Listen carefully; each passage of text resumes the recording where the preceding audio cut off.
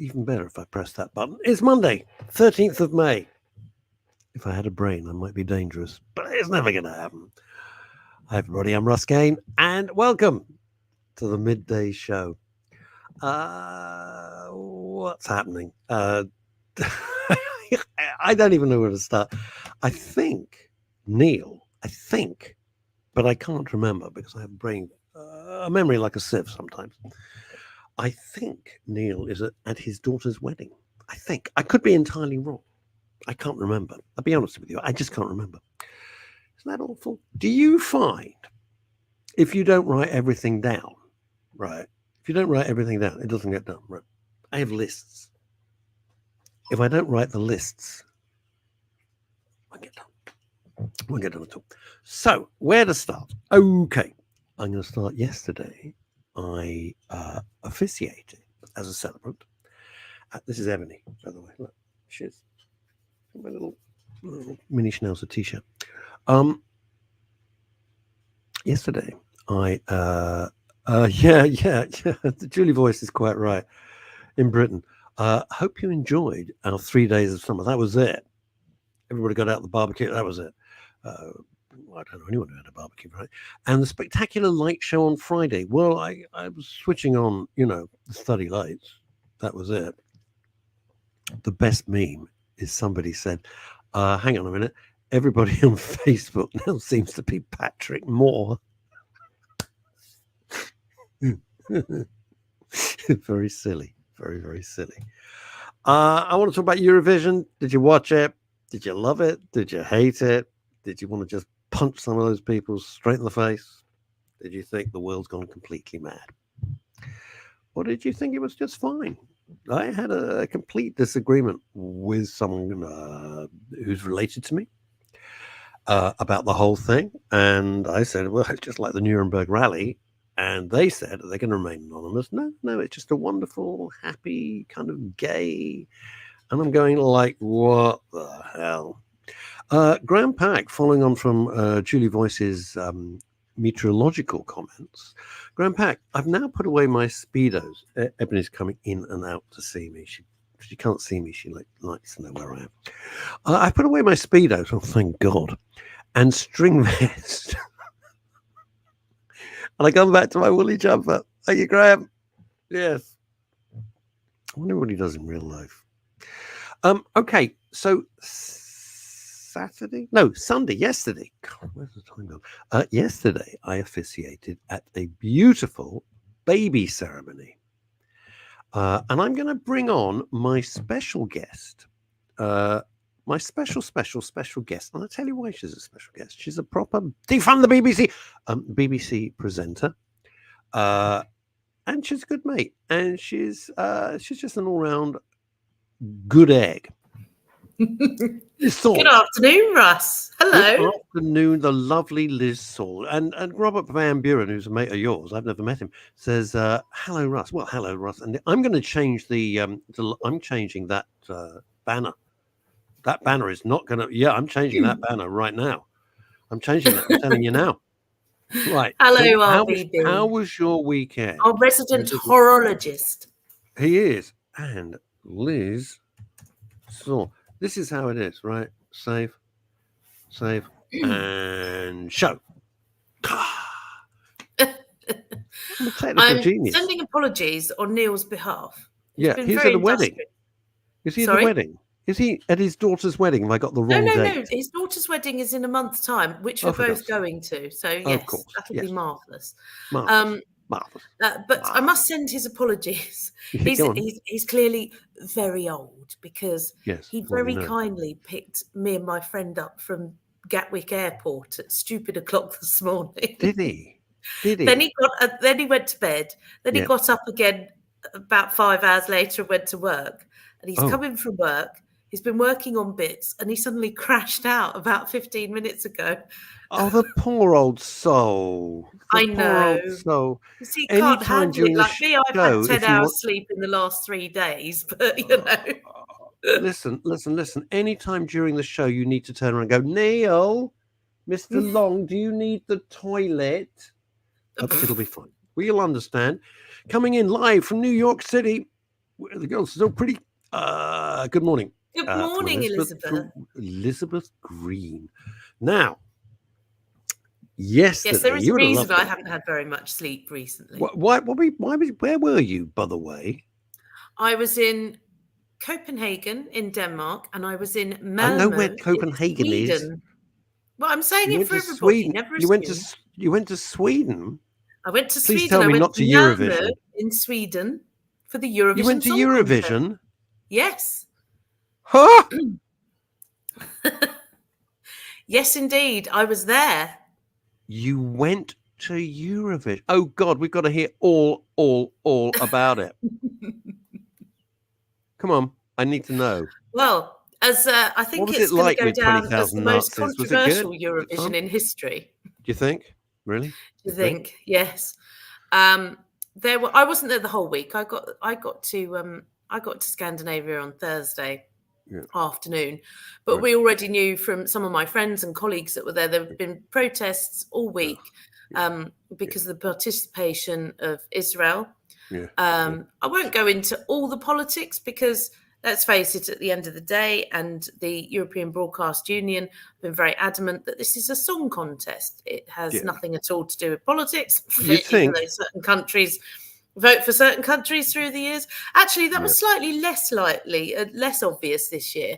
And certainly with the public vote accounting for half the points, as it were, overall, it was a little bit less obvious. But it was the fact that, this is a song contest. The theme of this year's Eurovision Song Contest is United by Music. Ha! I think some people didn't get the memo by the amount of booing every time the poor Israeli girl took to the stage. She's 20 years old, for goodness sake. She was singing an absolutely beautiful ballad. It was well-deserved in coming second in the public vote and fifth overall. So fair play to her. It's got nothing at all to do with events going on 1,000 miles away. Let's never stop Greta Thunberg, the professional idiot, from getting on any old bandwagon she can find. Well, quite.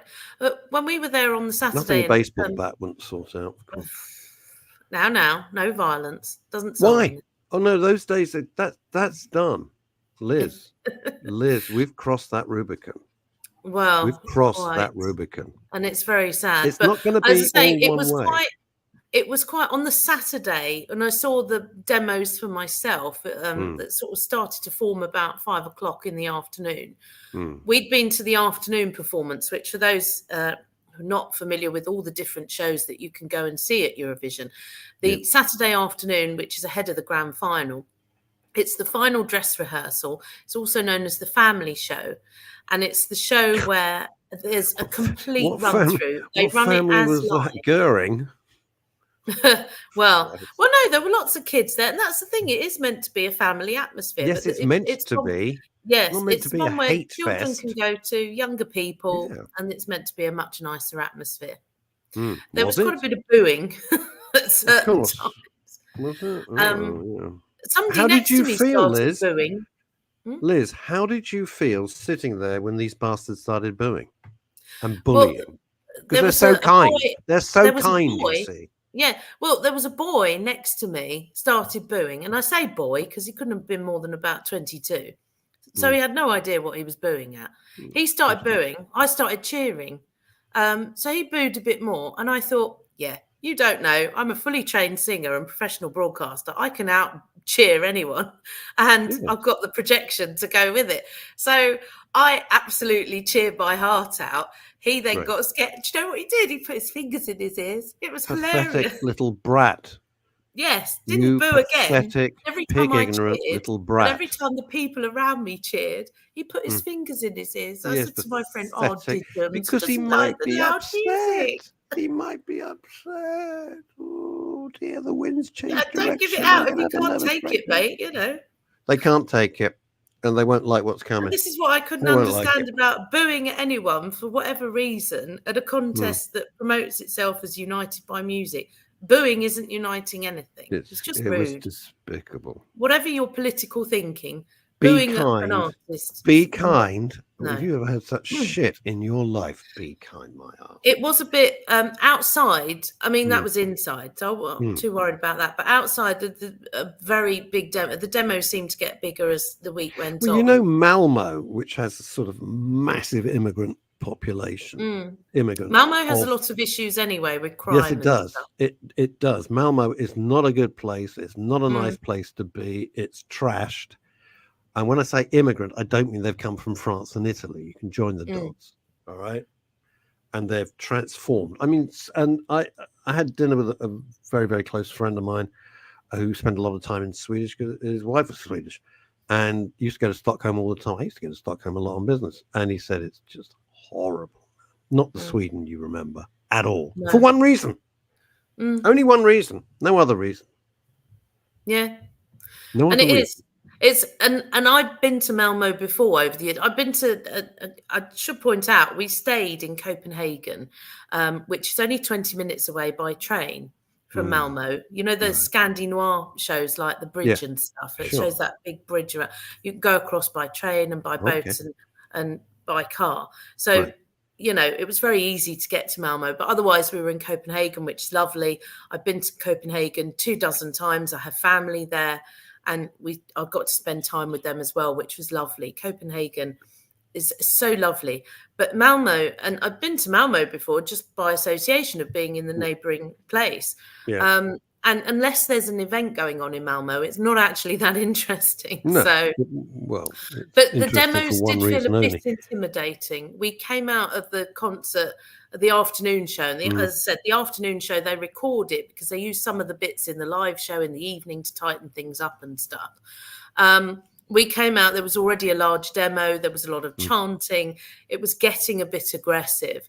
And I sort of took a couple of photos just for posterity or evidence or whatever. But I thought, this feels a bit intimidating. I've seen demos in London. Let me ask, let me ask you this, because I hadn't realised you'd been there, so it's a boon to the Midday Show, quite honestly. Did you feel frightened that it was going to get out of control? Or were they like the London police? After you, sir, please. It was no, actually, the security and the police and everything, it was very tight. It was very high throughout, and it increased on the Saturday.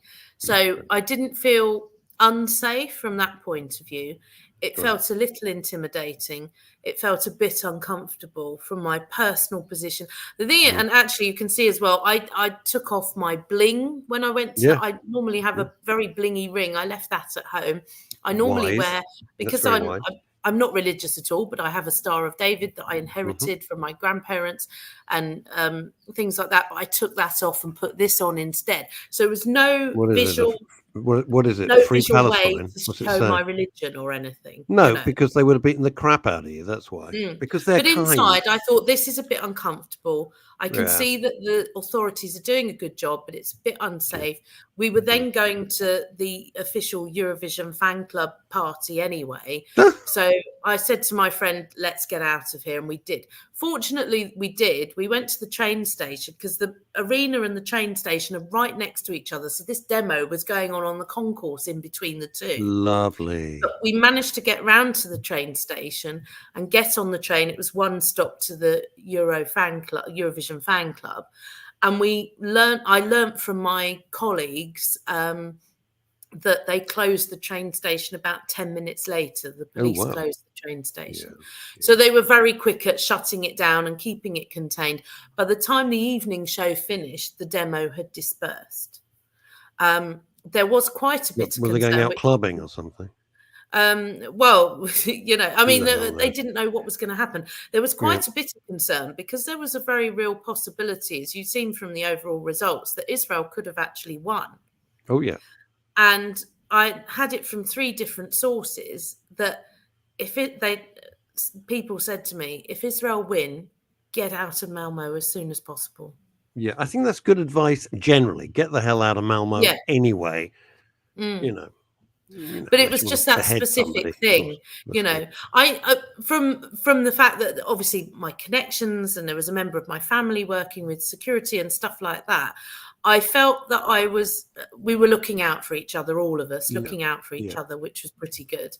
But equally, you still got that. I didn't settle, really. I enjoyed it. I had a really good time. I like Eurovision. I think it's great fun. I think, as I've said to you before, my initial reason for going to Eurovision in person was something that my mum and I always planned. So I kind of did the first one in her memory a couple of years ago. But equally, I thought I'm going to keep myself safe as well. And even Neil back here in the UK, he said, text me, keep in touch, tell me what's going on. Yeah. Well, you're dealing with lunatics, of course. You're dealing with raving, there is no logic Nazi lunatics. They can dress it up any way they like. That's what they are. And there was sunshine, though. I've come back with a tan. Like, you went to Denmark and Sweden. You do look tanned, which is not your normal state. It has to be said. I mean, I get a bit of a tint anyway, but yeah, it was beautiful, bright sunshine. We walked around Copenhagen yesterday, down by the harbour in the sunshine and just relaxing and everything else. Because, of course, you check out. We're on a late flight. So you've had about 4 hours sleep. It's like, we'll just have a chill day walking in the sunshine. You're a pro, whereas Neil Longie long. Well, it's because he's so old, Let's not he needs to have his nana. Lightweight. Leslie Ian Jones says this. Hello. So happy Israel performed well in Eurovision in the face of haters. Yeah. Of all nations, not to even try imitation, Israel is number one. She's a 20-year-old girl. But please, if you're that thing from Ireland, that do you know what? She'll have been a junior officer, done her national service, just because you have to in Israel. Yes, you do. You know, but otherwise, she's a singer, and she's singing about something that she's part written herself. She believes in it. It's a beautiful ballad. Or Gary Lineker might just say, "Oh, that Hamas thing." He is a prick. I've said it. There you go. The fact that the BBC still employ that man is a disgrace. Absolute disgrace. Jesus. That Hamas thing, you tone-deaf buffoon. It's just unbelievable. And the worst thing is... I am... on the basis that Gary Lineker's salary is published every year. Yeah. There's some thought given among the rank and file BBC journalists that in the face of all the cuts that we've had to make and have to continue to make, that actually his salary could employ 30 really excellent journalists instead. That would be good. Who actually did their job. No one's asking him for an opinion. He's a football commentator. I don't know what the hell he does. I mean, he's a decent football commentator. He was a decent footballer, but absolutely. Yes. Football being the key thing. Stick to that. He's not a politician. His grasp of world events is that the same as my dog. Actually, I would trust my mini schnauzer to have a more nuanced opinion of the geopolitical situation in 2024 than that buffoon, crisp-eating idiot. I must. I've noticed to lighten things slightly. Graham Pack wants to know if I was giving it large at the Malmo clubs. Well, the after party at the official Eurovision fan club party, yes, we were. Oh. We danced our socks off. I think I've lost about 3 kilos just from dancing. Well, you look very well. You look very well. Fat Scotty, a.k.a. Scott Lyon, says this. Afternoon, Russ and Liz. A friend of mine went to the song contest by train. I asked him, "You're a star?" He said, "No. Well, I'm no Brotherhood of Man." Oh, dear. Oh, come on. That's good. It's an old Tim Vine one-liner. Come on. Oh, is it? I like Tim Vine. Love Tim Vine. Can't stand his brother. But I love it. I love Tim Vine, who's just delightful. Leslie Ian Jones. If Gary Lineker is such a font of politics, why doesn't he stand for office? Answer is, good point. Well made, Leslie. Yeah, you wouldn't take it from other Linekers like him. He is. And they stand back. What do they pay that idiot? 1.3 million or something? I think it was 1.47 last time. Oh, 1.47 million. Certainly, Gary Lineker has paid an awful lot of money. Of your money. I don't pay a license fee. I refused. And I've given up my BBC license. The hell with them. I do pay my license fee. I'll tell you why. I did, and I've had enough. It's not just television. It's split between radio and online because they're trying to be multi-platform. And as I work in radio and digital, occasional TV, I feel that, well, I do my job very well. So I'm glad that you're paying towards my salary, actually. No. But the thing is, it's 1.7... Think of it that way. 1.47 million of taxpayers' money. It's not a choice. It's not a choice. When people say, oh, and I've said this argument before about I know you work for the BBC and you do a very good job there, okay? And there are aspects of the BBC which are magnificent and other aspects which are despicable. But people say, oh, well, you pay Netflix or you pay Disney Plus or you pay Amazon. I go, yeah, I do.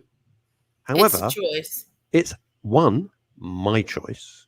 Two, I can stop anytime I choose. And three, they don't send thugs round to your door or try and take you to court if you decide not to watch it anymore and not pay. That's the difference. It's quite out of date, actually. This whole we're going to send people round. They send quite a lot of letters. And as you know, I've just sold my mum's house. Yeah. Which was very emotional, much more than I thought it would. Yeah. But one of the things that was interesting is... I'll come on to that in a minute because it's an important thing. And I think let's come on to it now. Let me just finish the point about the TV licence. That I kept getting letters through the door at mum's house about the current occupier. Well, there was no occupier. The current owner. Well, I'd already told them online that I wasn't living there, that I'd moved house a year ago now, more than a year ago. And so there was nobody there. But they still kept putting letters through the door. And I'm sure if anyone who cared to turn up looked through the window, they would see that there's not only no television, but there was no furniture either. Well, that would require intelligence. And it's the BBC, so obviously that's not going to happen. This is a very, very, very valid point from Fat Scotty. Don't start me. I'm not going to do the voice because it's a serious point, and I agree, and I want to look at it for a second. Don't start me on the license fee and the split of how it's spent. The way they've bastardized BBC local radio in the name of online content is disgraceful. Swathes of fabulous radio journalists lost because of this. Now, let me just point something out. The premise of the BBC originally was to inform and entertain, right? That was the remit, to inform and to entertain. All right. One of the few things that the BBC could do that other people could not do was give local people local radio. It's something I was passionate about. I was on BBC Radio London many, many times, hundreds, right?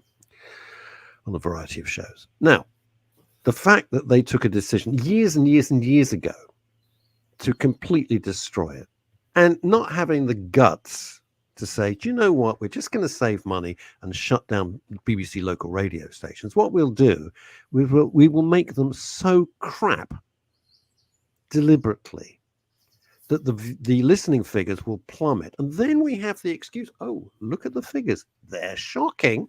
Let's close it down. It was a horrible plan where some brilliant broadcasters, some I know, some I've never met, but admire greatly, were just thrown under the bus for box ticking exercises and chasing a completely illusional audience. They had no idea who was listening to them. And what really upset me, and I think you might agree, or not, Liz, I mean, I don't want to put you on the spot. These were loyal listeners. People would listen to someone in a local area. I'm not talking about London. I'm talking about all over the place. Who they'd grown up with for maybe 20, 25, 30 years. And they loved it. It was part of their lives. And the argument is, we can do it all from London, or we do it all from Manchester, wherever it's Solihull, or where the hell it is, right? Salford. I knew began with an S. Salford. I didn't know where Salford Solihull is somewhere north of Hampstead. Of Birmingham. Oh, I know Solihull. I was there for a convention, the Salmon convention, a couple of weeks ago. So that was nice. Now, here's the thing.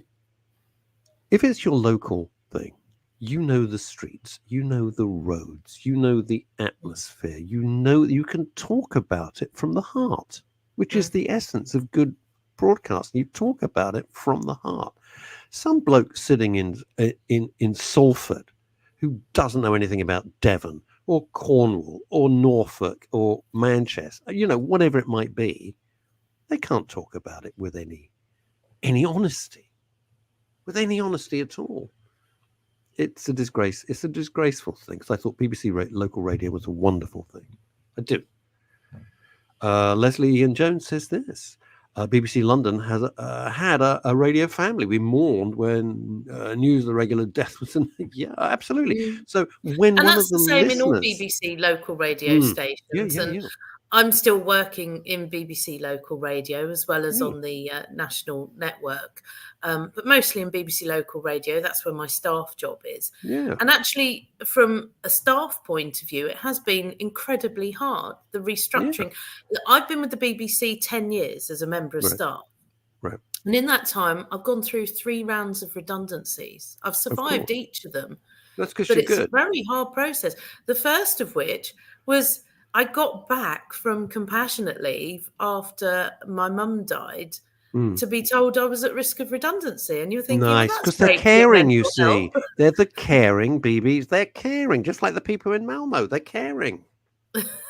Be kind, hashtag. So it has been very tough on the rank and file staff, on the regular staff and things like that. But what pisses me off, Liz, what really annoys me is the people with no talent, and I bet Fat Scotty will agree, running around with clipboards and stupid focus groups and hearing their own echo chamber, right? They're fine and they make a fortune. The people at the coalface, the public facing, the broadcasters, they get it in the neck every time. Not middle management. Yeah. Right, let's see what Fat Scotty has to say about this. Consolidating 3 to 4 local stations into regional services has taken token split links is an insult to listeners and remaining BBC staff alike. The fire oh yeah, this is what Liz is talking about, and she can talk about it if she wishes. I do feel very sorry for people. I know that. Fire and rehire. Do you want to explain that? Because if you're not in the industry, it won't mean anything. Fire and rehire. Essentially, in the latest round, the last round of voluntary redundancies, the redundancy process, it has almost finished. There's sort of a new restructuring. There's a restructuring sort of coming in and being rolled out as we speak. Still, it has been in some areas. And it's never an improvement. What was because they wanted to give priority to staff, as it were. This was their thinking. They wanted to give priority to staff. They prioritised that staff who were at risk of redundancy should be able to have priority in applying for jobs. Now you think, okay, that's nice in principle, that's fine. But it did mean that people who were talent contracts or freelance contracts were not able to apply for a job that they might have been doing for years. I know somebody who had been doing a weekend show on the BBC for years, for maybe 8 years or more. I know people who are far longer, but this is somebody who's a personal friend of mine. They couldn't apply for their own job. And that was crap. That was awful. And much as it sort of feels like it's come down from on high in a sense, because, they'd the managers who were sort of the heads of the local radio station, it felt like that they had very little say as well, because they were sort of like, well, we really want to keep you on. We really want you to do cover work and we want you to do this. But when you can't apply for your own job because of some blanket edict, over we're prioritising. And the thing is there were some places where quite a few people thought, do you know what? I'm in my late 50s, early 60s. I'll take voluntary redundancy. Yeah. And you get decent payout. Fair enough. Very nice. Thank you very much. Which we fund, obviously. Well, it's like any other redundancy process and payout if you've been with a company but for a long time. With some people have been money. there 20, 30 years, you know. Yeah, but so they thought, okay, that's fine, that's fair enough. I can go away and do something else, which they have. But others, the fact that they couldn't even apply for their own jobs even after that. I mean, the situation I was in, I was at risk of redundancy last year. I was just about to apply for a job, at risk of redundancy job, and I was told I wasn't at risk of redundancy anymore. So then I couldn't apply for that job. Now, that was a job that would have brought me back nearer to London, where I needed to be. Yeah. But the the department in question, the job I was applying for, even though it was the same job I was doing, I couldn't apply for it because I'd just been told I was no longer at risk of redundancy in what was my home department. It's very complicated. Well, it's deliberately complicated. The new department had to go through 3 recruitment processes, and then I was allowed to only apply at the 3rd one because they couldn't find a suitable person. Of course, they interviewed me. I'd been doing the job they wanted someone to do for years anyway, so they hired me. But it was the fact that they had to sort of go through a process of going through people at risk of redundancy still.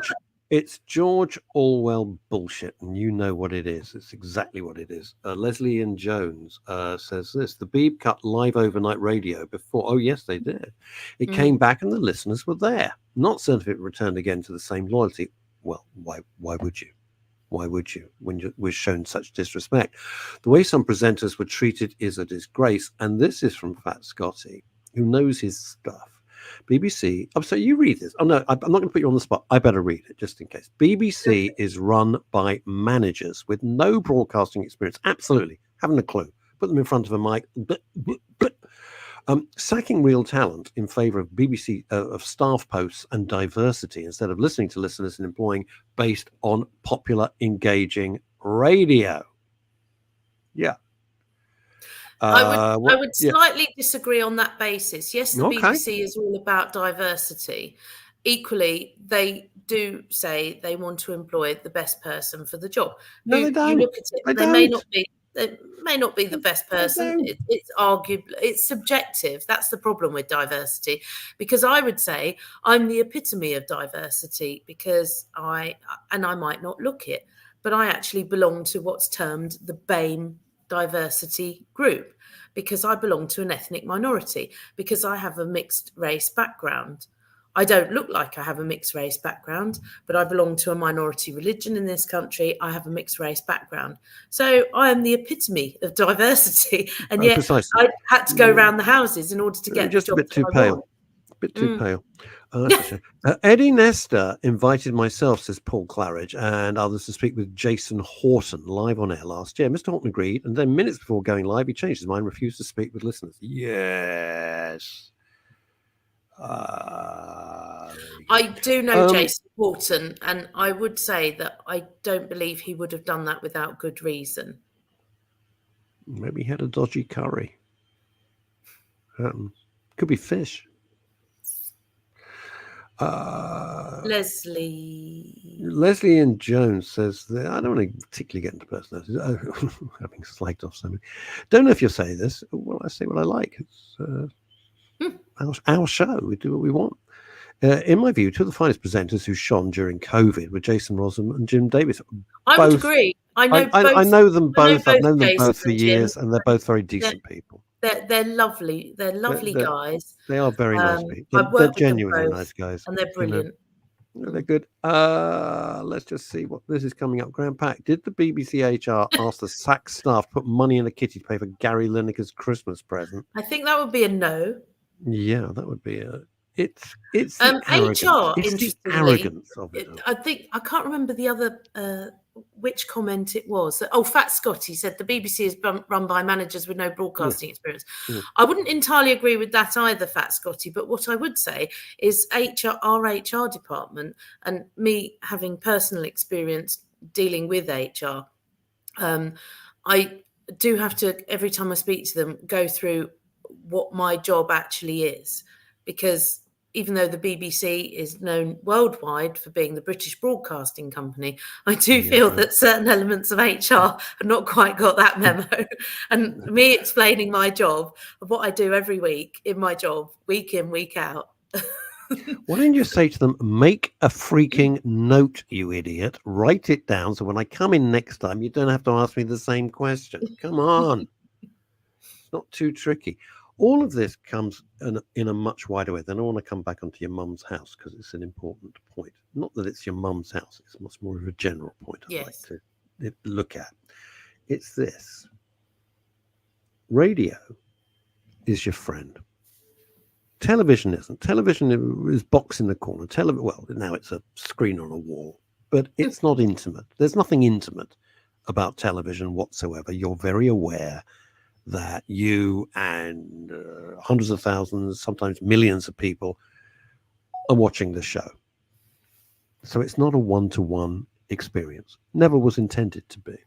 And radio is very intimate. It's your friend that's with you all the time. Mm-hmm. So when you treat people with such disdain, when you don't understand who your audience is, when you don't give a monkeys about what your audience actually wants because it doesn't suit your agenda, that's when the problems arise. The best broadcasters ever, and I'm going to say Terry Wogan. Yes. I'm going to say Alan Freeman. I'm going to say Kenny Everett. I'll go back to Jack Jackson from years back. The best broadcasters have this connection with you. You feel they know you, and you think you know. I never met Terry Wogan in my life. He made it feel comfortable. He made it personal to you. I never met him. The thing that I love listening to Terry Wogan. I did meet him, by the way, and he was a very nice man. He was very unassuming, actually. He was, yes. But what I liked about great people are. Oh, yes. But what I liked about him, and the thing that's quoted still to this day, is that radio is very intimate. He said, and the thing is it's like a very small gang. You're talking to one person and they're only half listening. That's radio. And I love that. It is. You are talking. So when people say, you can always tell inexperienced broadcaster, and it's really a kind of BBC thing, I have to say, when they go, hey, everyone. No, it's not everyone. It's Liz. It's Russ. It's Paul. It's Leslie. It's Elizabeth. It's not everyone. Or, you hear what I call amateurs because they really haven't thought it through. They go, hey, everyone in Radio Land. I'm not in Radio Land. No. I'm allowing. And the other thing, and I've always believed this, when people say, thanks for joining me. No. That's not the case. Thank you for allowing me into your home. That's the case. Not thank you for joining me. Thank you for allowing me to join you. That is the basis of broadcasting. And that's what it's truly about. And when you consider the greats, the absolute greats, that's what you got. What you got. And I put in there Tarrant as well. I put in Tarrant as well because of that blend of like, you feel you know him. Well, obviously I do. And I've it's known him always for 40 years, you. but that's not the point. When you're talking, it's you. You'll say things like, oh, you'll remember when, or do you remember? Or when you go down to there, that pub by the roundabout. Yes, you. You. And that's what it's about. So it comes back to the fact that they're chasing. If you chase an illusional, my children, the young ones, they're 20, what are they? God, 26, 27. I can't remember. Jesus. Anyway, 26 this year. They've never listened to radio in their lives. Never, ever listened to radio. Not at Average all. Never. Did you not force them to listen when you were still flying in the air? Absolutely not. Absolutely. It was irrelevant. They've never referenced it since they were babies. They've never read it. It was just something that Dad did. It's just a job, and that's what it is. It's a job. It's a job I happen to love. But it's a job. and you treat it as a job, and I'm grateful for it. So they get all their stuff and they research, and they like music, but they like their stuff. They found it their own way. Average age of the Radio 1 listener, they're going for is it 14? Is it 16? No, it's 43. Yes. It's 43. Wake up. I listen to Radio 1. Okay. You listen to the average age of Radio 2, and let's get the kids. It's 54. Yeah. It's 54. The arrogance for me, and this is just wearing marketing, which I've done all my life, right? Is, well, let's dump all our loyal customers. Let's just tell them to piss off and throw them under the bus. We don't care. There is a bit of a sea change with BBC local radio that they have realised they need to focus on the 50 plus audience, which arguably they shouldn't have gone away from that. But of course not. What idiot said? Yeah, well, exactly. But there is a conscious effort to sort of. But here's the thing, Liz. They would have paid the geniuses who dumped the loyal audience a fortune. They will have spent millions, not hundreds of thousands. They will have spent millions of your money making a terrible decision. And now they're going, oh, we better get them back. It is no wonder there's a radio station called Boom, which my mate, since we were 14 years old, since we were 14, works on there. Nicky Horns on Boom Radio. I don't listen to radios like in that way, music as such.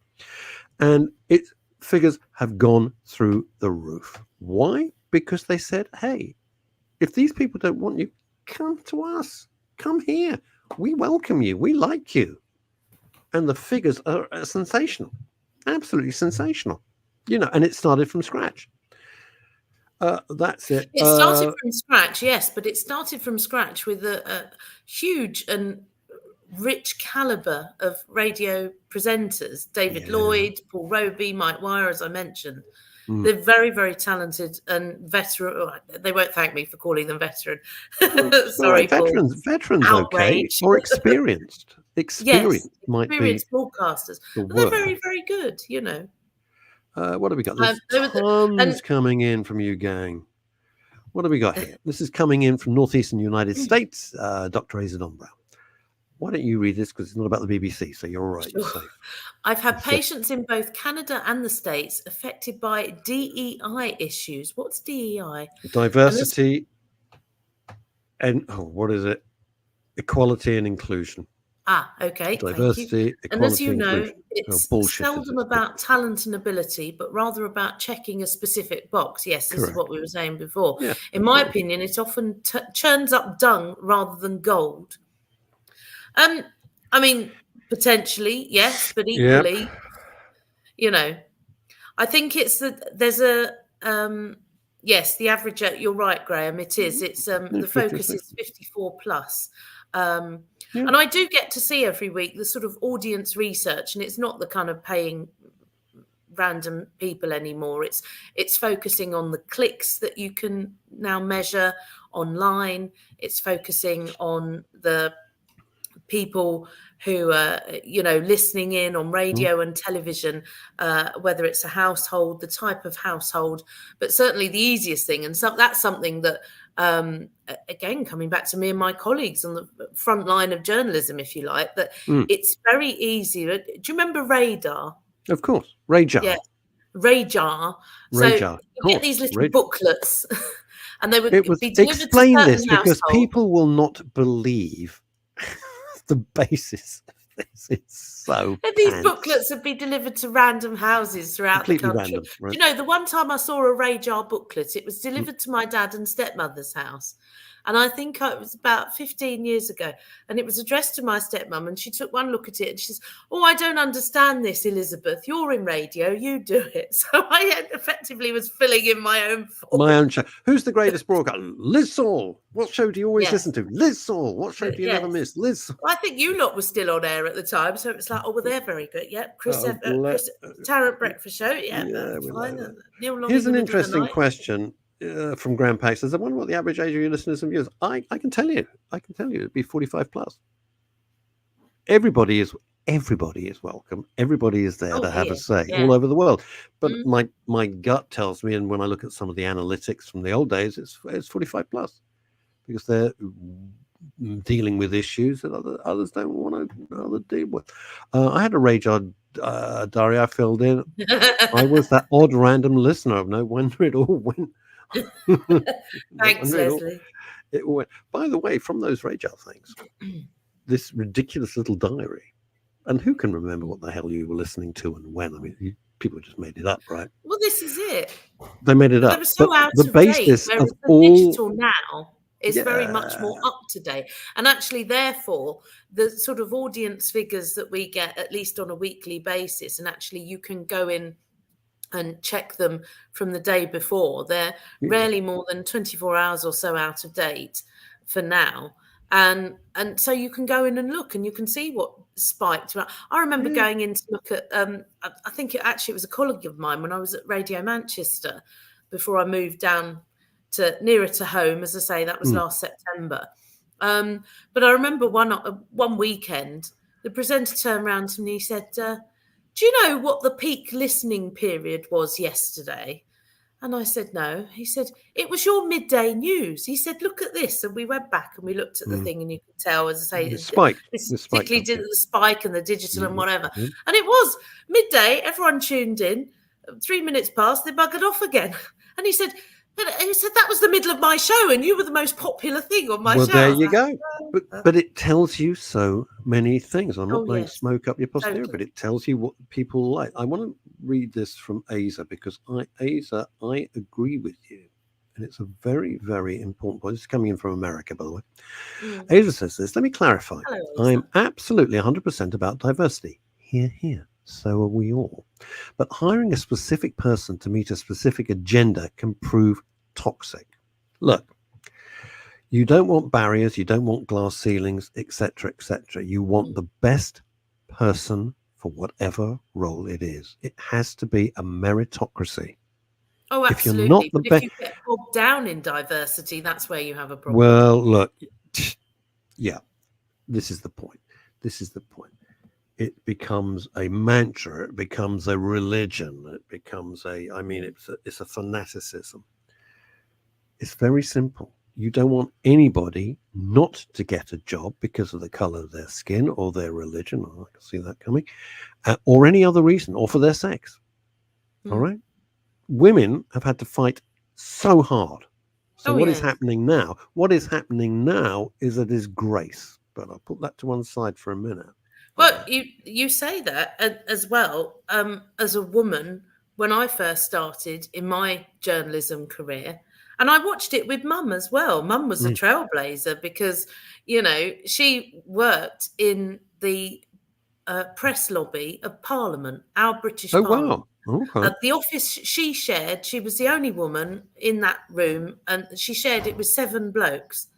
And she said it was long before he touched my knee brigade, she called it. She said, her colleagues would like pat her on the bum or whatever, but she'd pat right back. She gave as good as she got.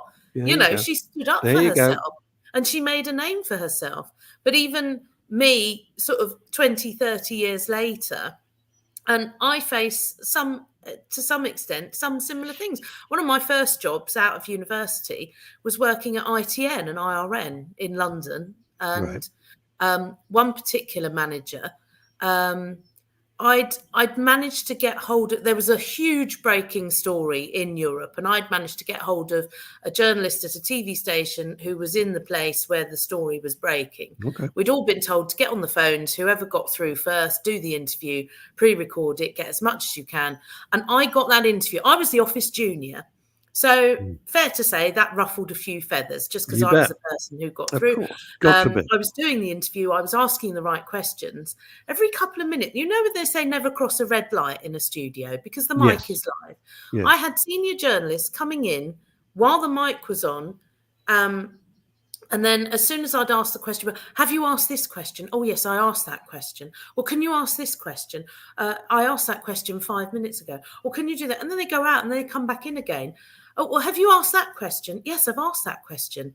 And I don't know whether they did it to try and unsettle me or because they were jealous or annoyed that they didn't get that. All of the above. Yes, to unsettle exactly. you and make you feel uncomfortable and make you look stupid. How But it dare didn't. you, as And we the had a office great- junior, have the Yeah. talent and the gumption to sort it? How dare you? Yeah. That's Well, we why were all they told to did get it. on the phone. I was just doing my job. You did I your got hauled job. before the managing editor, who said I should go and learn my craft at my provincial radio station before I dare Nice. to come back. I'd have And kicked him in the I nuts, but there turned we go. round and said, "You haven't read my CV," which they got very upset about.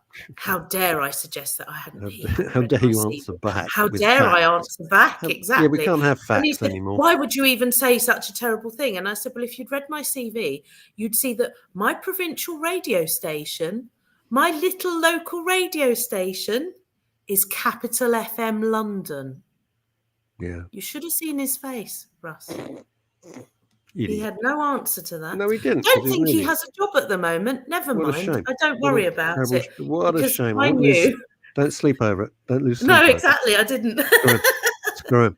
The average age for BBC Local is 54. Yep. And hired presenters that were more than half this age with, I think what it's saying is, in fact, Scotty is saying that they had no life experience. They were half the age. Okay.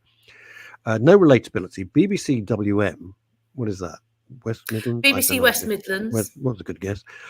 Is now into its 6th breakfast job presenter since 2017. Dear God, that sucks. That means it's and I couldn't even tell you who the. And I used to live in the area. I couldn't even tell you who the breakfast presenter there is at the moment. It was a chap called Daz Hale, lovely bloke, salt of the earth, black country chap. Really nice guy. I got on with him really well. Before that, you had Pete Morgan, again from the West Midlands. Lovely bloke. He used to call himself the moon-faced bloke.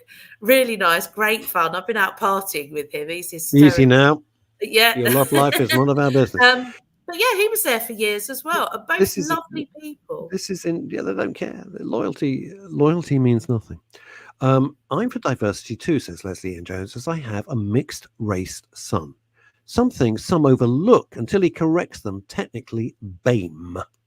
Which yes. Even means, it's the same to me. My mum is British and our family have been in the UK, in fact in London. Mum traced the family back to 1608 in the city of London. So our family has been here for 400 years or more. On my dad's side, I'm first generation British. He was born in Calcutta in India, as was my grandmother, his mum. My grandfather was born in Basra in Iraq. So how's that for mixed It's not mixed enough. Not quite mixed enough. Half Indian, Iraqi. No, not quite mixed enough. You see, there you go. Isn't it interesting? Isn't it interesting? That's proper diversity, not the crap we're fed. Fat Scotty says this: I'm now employing a blind hire approach. Other than their sex, when hearing the audio, I know nothing about their color, orientation, marital status. I hire based on merit and ability, not box ticking. And that's why, Mr. Lyons, you get the results. That's why. There's nothing horrible about that. No. I agree with Asa. And that's everybody, everyone should have an equal chance. But if you've got a job and you're going to have to pay a salary for someone to do that job, you want the best person. Paul Claridge says, I must say that Becky Want on the nationalised late night local show on BBC Monday to Thursday does a great job trying to make the show sound local, even though it goes out nationwide. Becky, I work with at BBC Radio Manchester. She used to do the afternoon show on BBC Radio Manchester. Is a lovely lady. She has life experience. She's not terribly old. She's target audience and target age for BBC local radio. But this is it. I think she appreciates that whatever community you're in, she will try and appeal to it. And it is difficult when you're doing a national show. It's impossible. England to make impossible. You won't have the local knowledge, and there's no way that you could have the local knowledge. Not even God has it. Now, let me just say this. I want to come back to your mum's house. It's been a long process for you. You finally sold it. And you and I have had long chats which remain between us on the phone. I'd like you, if it's not too much, to explain to me, because I don't think people take it into account and they beat themselves up, that they should be feeling that it's a very emotional process. Not the sale, the emotion behind the sale once somebody's passed. Yes, because when Mum first died, and I think this is true of any parent that passes away that you're close to, any close relative, and they pass away, whether it's a parent, whether it's a partner, whether it's a sibling.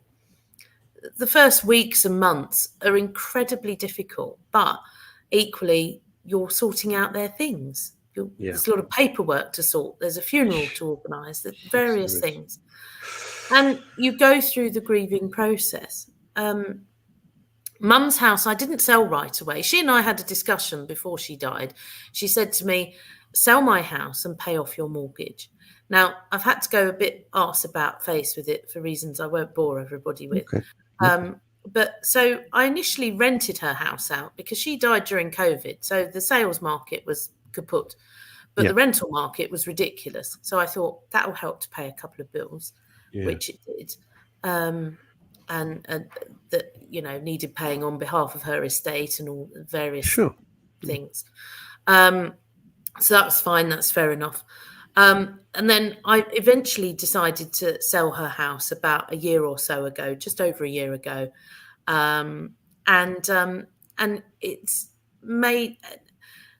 it was emotional. I knew these were her wishes, and this is what we decided, because she knew I couldn't live in it. She knew I wouldn't be able to. It was too much because there's too much memory, too much emotion. Too many memories. Attached. It wouldn't feel, not that it wouldn't feel right, but it wouldn't feel the same, because I'd stayed in that house loads. I'd been to stay with Mum. I'd been to visit when she was in and out of hospital. I stayed with her. I have, I have a room there and everything. But just without her in it, it didn't feel the same anymore. And so I knew I had to sell it. Mum knew this as well, that I couldn't stay in it. So in selling the house, when I actually I accepted an offer, it went through incredibly quickly for this day and age. When I was buying a house in southwest London that I now have and bought about a year or so ago, it took months. It took about 5 months for the sale to go through, even though there was no chain at all. This went through in 6 weeks. Incredibly quickly. Oh, that is speedy. The buyer was as keen. The buyer was as keen to get on and get moved in as I was to sell it, and it happened very suddenly because their solicitor was saying, "No, I'm waiting on this and I'm waiting on this." So it was like, "Oh, okay then." So I didn't think it was going to happen when it did, and then all of a sudden on the Monday, it was, "Oh, we might be ready to exchange this week." Oh, right, okay, fine, fair enough. And then by the Tuesday, it was like, yes, we can exchange tomorrow. And will you complete on Friday? And it was like, oh, right, okay. And gone from sort of flowing along and thinking he's pootling. It's suddenly like, bam, bam, yes, now, here we go. And it was like, oh, shit. Excuse my language. And I had to get my emotional state in order because I knew it would be emotional. I'd said to people around me, I'd said to my closest friends that I know it's going to be very bittersweet. I know it's going to be emotional because of the memories there. It's not just about bricks and mortar. It's although they say that your memories can, slightly fanciful, get embedded into the actual fabric of the house. I can see that a little bit. And so when we exchanged on the Wednesday, I was suddenly a wreck. I was far more emotional and it was far more bittersweet than I imagined it would be. And then we exchanged on the Friday. Those 48 hours, I was at work during the day. I had to do my job. I had to focus. That probably helped because the job I do during the weekends, I read the news. For the BBC, but during the week at the moment, I'm in charge of a team. I have responsibilities. I'm a senior journalist, and so I had to keep that focus. I had to keep on top of my team and deal with their issues and their problems and the output and things like that. But inside, I was a mess. And on my lunch break, I was on the phone to my best mates, my closest friends. Neil will tell you, him, Fiona, Amanda, my closest friends, Nick as well. I'm recalling the people that saw her. I was just in tears. And I was like, I know it's the right thing. I know it's what Mum wants. We talked about it. We agreed. But now it's actually happening. Those 48 hours, the Wednesday to the Friday, was an absolute mess. Yes. And it was far more emotional and far more bittersweet than I ever imagined it to be. And when I look back on it a few days later, I was kind of like, it was almost like I was grieving her all over again. And even though she died next month, she's been gone physically 4 years. She's still around in spirit. I know she is. I have conversations with her. I dream about her. She's still kicking ass over there, as she always did. Busting politicians, Neil calls it. He was witness to some of her conversations. Isn't it strange? I find that the older that I get, I dream about my parents every night. And I wake up, and they're never good. It's never great. And I dream about them every single night in a million and one different scenarios. It's so peculiar. It's so peculiar. I don't know what it's about. I don't know what's processing in my subconscious, but I can't shift it, and I wake up exhausted. I dream very clear. They're very vivid dreams, and some of them will be nothing at all. It'll be Mum and I sitting and eating in her house, or my in my grandma's kitchen, with my grandma. But it's just everyday things. But in some ways, you then wake up, and and that's what I've had the last few weeks since I've sold the house. I wake up. And even if I've slept quite well, there's this kind of melancholy. Oh, it's gone. Oh. And you can't. You see, that's why I wanted to talk. I knew I could rely on you to make this accessible, because it's not about the sale of a house. Now, Graham is saying he has no emotion about it. I wasn't emotional when I sold my parents' flat, even though I grew up. That's great. And I'm not being ridiculously everyone's I'm not being grieving sarcastic. No, Graham, I'm not being sarcastic because I don't know you. But not at all. If you just said it's a business transaction, that's great. Yeah. Finished. And some people it's the things you find, and every damn thing is, for me, very triggering. Really triggering. I mean, my dog. This sounds so weird, but we have these conversations because I think other stations won't, because they won't be this honest. My dog is now 15. She's not really in the best of health, joking aside, and clearly got some early dementia as well. Now, it's a dog. I know that, but she's never more than about 4 feet from my left leg at any time in the day. She's always there. But the fact that she's probably got some dementia because of her age of 15 is triggering me because of my mum with her Alzheimer's, which lasted 16 revolting years. I've talked about it before. I'm not going to do it right now. So it triggers me all the time. So you have the, what can I say? You have the intelligence to say, I know I'm being triggered because I know it's a dog and blah, blah, blah. And she's had a wonderful life. But what I'm being triggered about is my mother and the hell that we all went through watching her decline. But it's like watching yourself drown, isn't it? Because you have the intelligence to say, I know this, but emotionally it beats the crap out of you, and it's horrible. And you feel helpless, particularly with dementia. Oh, well, there's nothing I can do. There is no pills. I had long discussions with dog experts and long discussions with the vet. It's nothing. Yeah. Don't start me on dogs, says Fat Scotty. They're life. Oh, yeah. Pets generally. My cat Thomas, he was nearly 16 when he died, and it was very sudden. And it was only 7 months after my mum died, so it's an absolute mess then as well. Whoa. Yeah, I mean, I'm dreading it. And then Neil's mum died a few weeks later. I think between everything going on, it was like, gosh. Well, I want to say, welcome back from Malmo.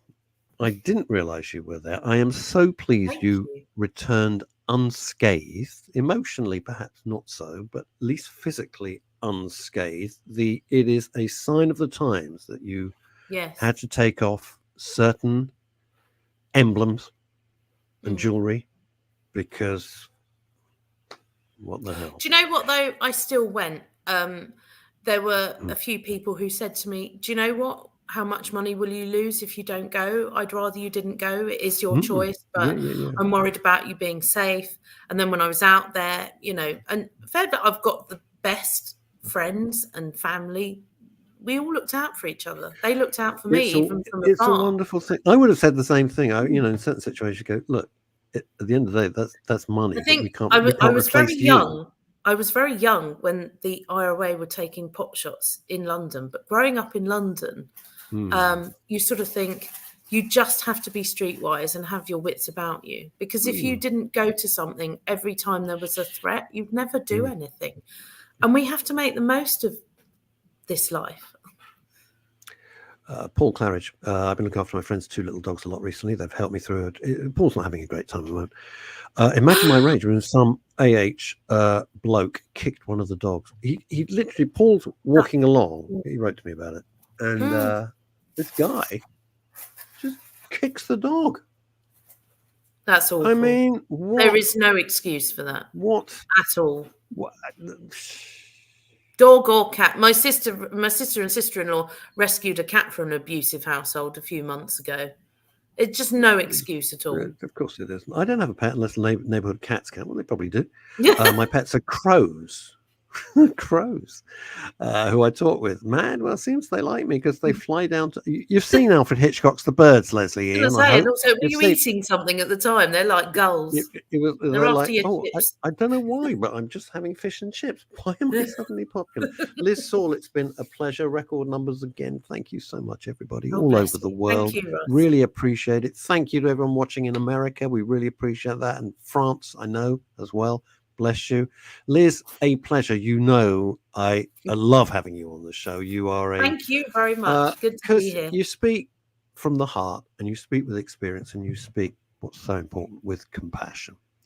Okay, Longie, if he wakes up, will be back on Wednesday. I'll give him a kick for you. No, don't send him my love. All right, Liz. Thank you so much. Bye, everybody. Good Try and afternoon. stay out of trouble in these insane times. Bye, gang.